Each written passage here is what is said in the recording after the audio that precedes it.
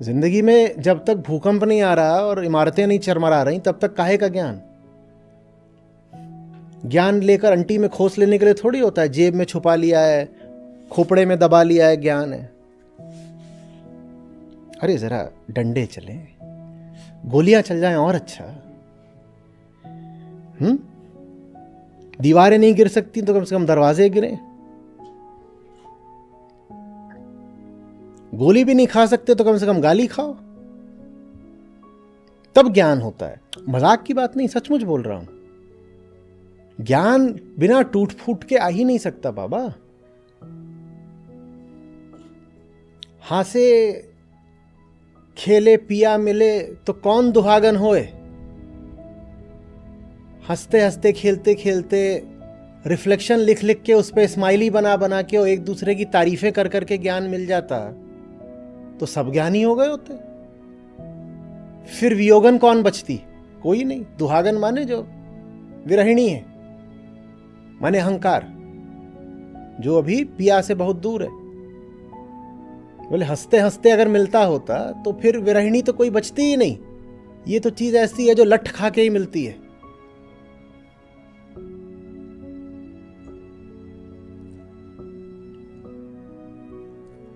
मीरा का कृष्ण को चुन लेना और राणा का कहना कि पी जहर, ये दोनों सदा साथ साथ चलते हैं।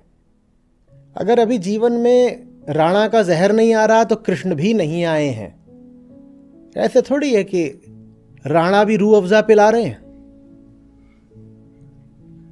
और कृष्ण का भी चरणामृत पी रहे हो। ये दोनों तो एक साथ नहीं चल सकते। मामला फरेब का है। अगर कृष्ण सचमुच जीवन में आए होते तो प्रमाण यह होता कि राणा जहर लेके खड़ा हो गया होता।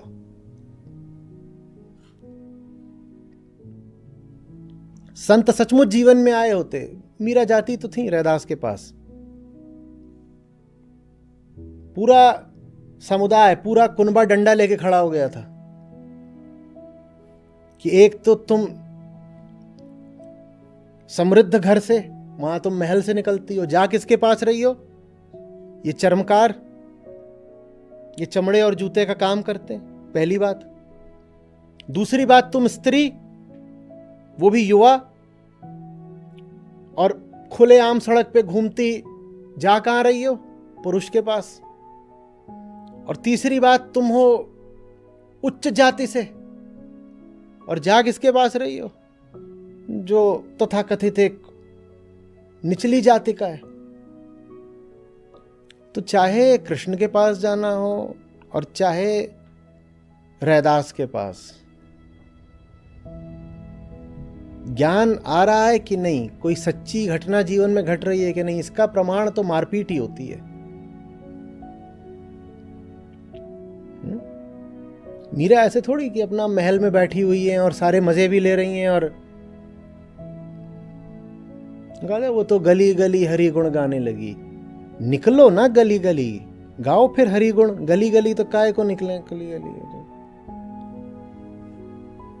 चुपचाप रात के अंधेरे में खुफिया तरीके से गीता बस सुन लो, किसी को पता नहीं लगना चाहिए। असरानी शोले में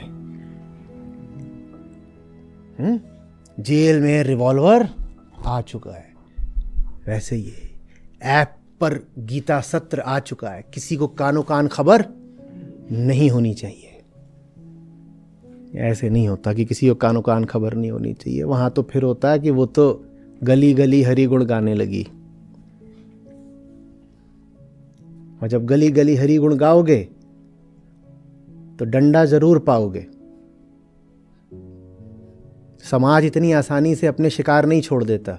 बहुत बुरा लगता है समाज को। मेरा एक शिकार किसी ने छीन लिया।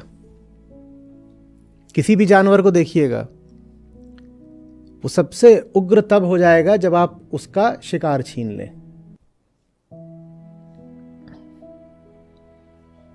कहते हैं किसी भी जानवर के आसपास भी मत जाओ जब वो खा रहा हो। आप उसके आसपास जाओगे, उसको लगता है आप उसका खाना छीनने आ रहे हो, वो आपको काट लेगा। उसे खा पी लेने दो, फिर ठीक है।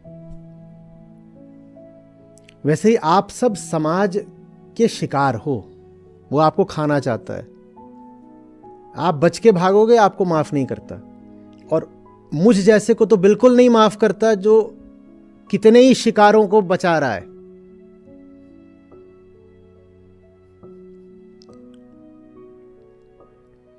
ज्ञान तब आता है जब जीवन के धूल भरे मैदान पर अपने खून की बूंद पड़ती है। वो जब बूंद धूल से मिलती है ना, वो क्षण होता है ज्ञान का।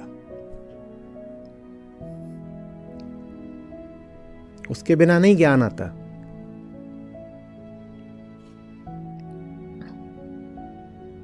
वो पल देख पा रहे हो, गाढ़े लाल खून की बूंद जाकर के मिल रही है धूल से, वो क्षण ज्ञान का है। सांकेतिक रूप से भी समझ लो कि जिसको तुम अपना जीवित खून समझते हो वो धूल मात्र है। जब ये दोनों एक हो जाते हैं उस समय ज्ञान उठता है। ये एक नहीं हो रहे तो नहीं।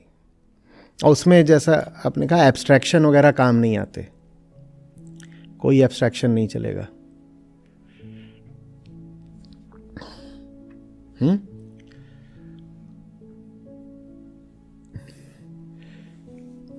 जब आप गोली खाते हो तो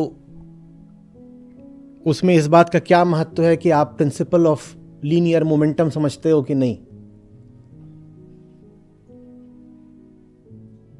कोई फर्क पड़ता है इस बात से?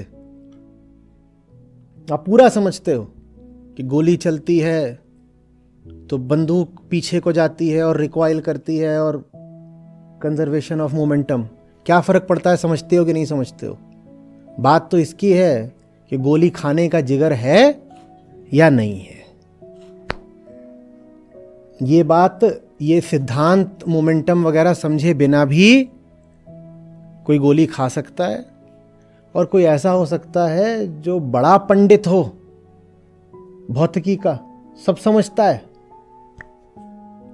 लेकिन जब गोली खाने की बारी आती है तो नदारद। 100 श्लोक कंठस्थ हैं, पर जब कहा युद्धस्व तो चक्कर खा के गिर पड़ा, बेहोश। बहुत देखे हैं ऐसे, ज्यादातर ज्ञानी ऐसे ही होते हैं।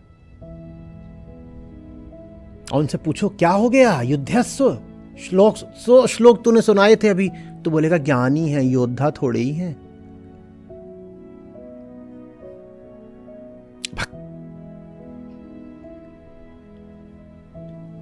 लड़ नहीं सकता तो सड़।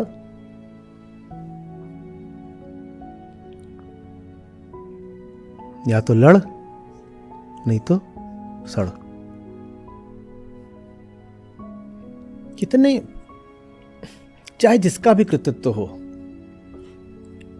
वेद व्यास भी एक नहीं थे, न जाने कितने वेद व्यास रहे हैं। चाहे वेद व्यास का हो, चाहे श्री कृष्ण का हो, चाहे किसी और ज्ञानी का, किसी ऋषि का हो, पर भगवत गीता कितनी सुंदर है। युद्ध भूमि में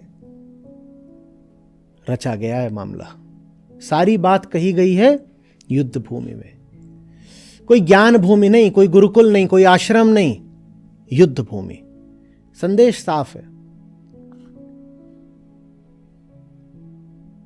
सारी बात अंततः आनी तो युद्ध पर ही है, और जो युद्ध नहीं कर सकता, गीता उसके लिए काहे को।